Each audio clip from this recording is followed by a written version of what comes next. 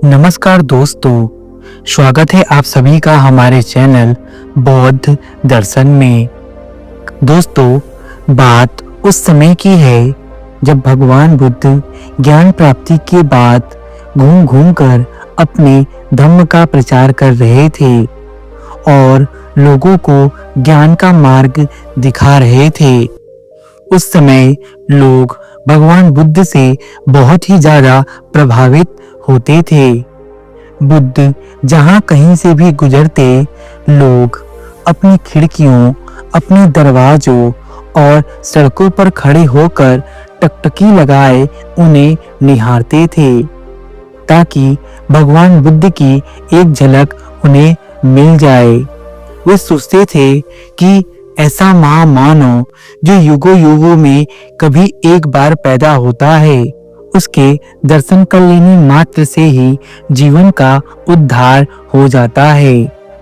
ऐसे में जब भगवान बुद्ध नगर नगर और गांव गांव टहलकर भिक्षाटन करते, तो लोग यथासंभव जो दान होता वे दान भगवान बुद्ध को करते थे और पुण्य की प्राप्ति करते थे।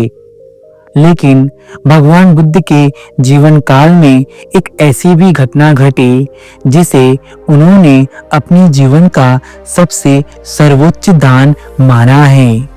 तो आइए जानते हैं इस कथा के बारे में, जिसका शीर्षक है दान की महिमा।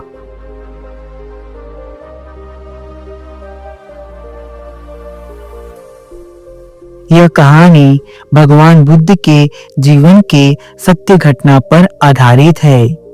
बात उस समय की है जब भगवान बुद्ध चारिका करते करते पाटलिपुत्र यानी कि आज के पटना पहुंचे।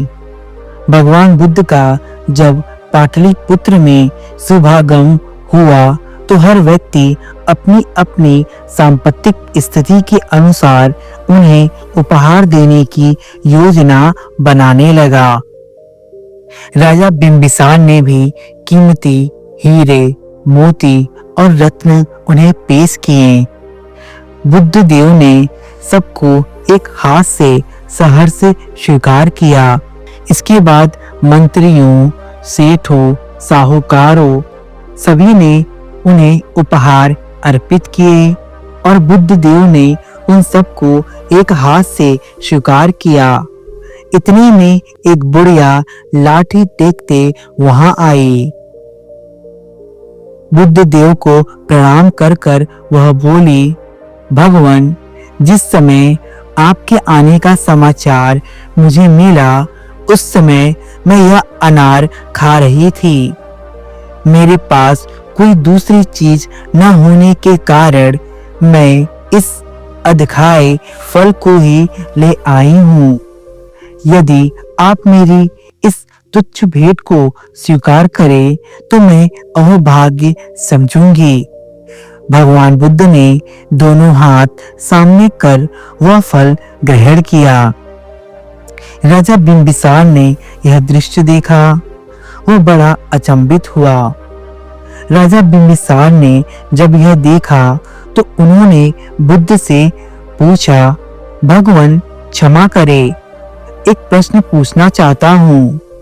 हम सब ने आपको कीमती और बड़े बड़े उपहार दिए जिन्हें आपने एक हाथ से ही ग्रहण किया, लेकिन इस बुढ़िया द्वारा दिए गए छोटे एवं झूठे फल को आपने दोनों हाथ से ग्रहण किया।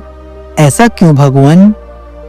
जब भगवान बुद्ध ने राजा बिंबिसार की यह बात सुनी तो भगवान बुद्ध ने राजा बिंबिसार को मुस्कुराते हुए यह उत्तर दिया, राजन, आप सबने अवश्य बहुमूल्य उपहार दिए हैं, किंतु यह सब आपकी संपत्ति का 10वां हिस्सा भी नहीं है। आपने यह दान दीनों और गरीबों की भलाई के लिए नहीं किया है, अपितु अपने आप को श्रेष्ठ और अपने आप का नाम ऊंचा करने के लिए किया है। आपका यह दान सात्विक दान की श्रेणी में नहीं आ सकता।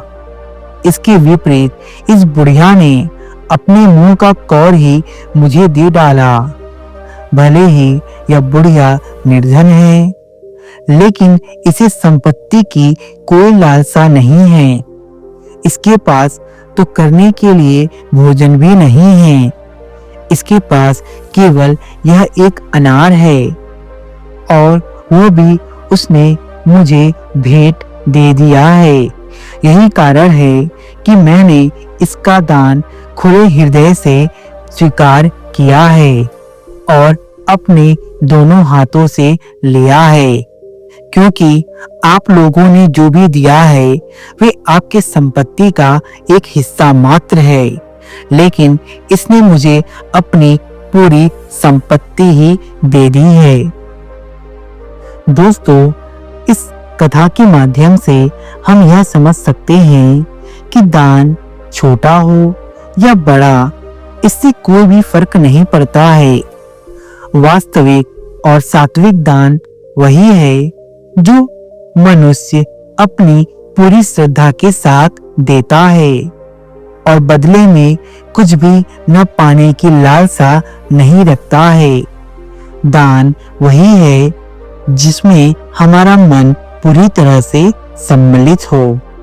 दोस्तों, भगवान बुद्ध ने कहा है, प्रत्येक मनुष्य को अपने कमाई का एक हिस्सा दान करना चाहिए, लेकिन यह दान श्रद्धा के साथ करना चाहिए। जो दान श्रद्धा के साथ किया जाता है उसी का पुण्य फल मिलता है। जो दान केवल दिखावे के लिए किया जाता है और बदले में कुछ प्राप्त करने की लालसा रहती है, वह दान नहीं है। दोस्तों, भगवान बुद्ध ने कहा है, जो व्यक्ति पूरी श्रद्धा से धम्म का दान करता है वह महापुण्य फल का लाभ करता है।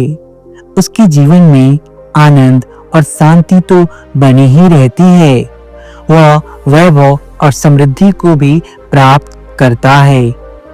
मैं आशा करता हूँ आपको ये छोटी सी वीडियो पसंद आई होगी और आपने भी दान की महिमा को भली भांति समझा होगा और यह भी समझा होगा कि वास्तविक दान क्या है।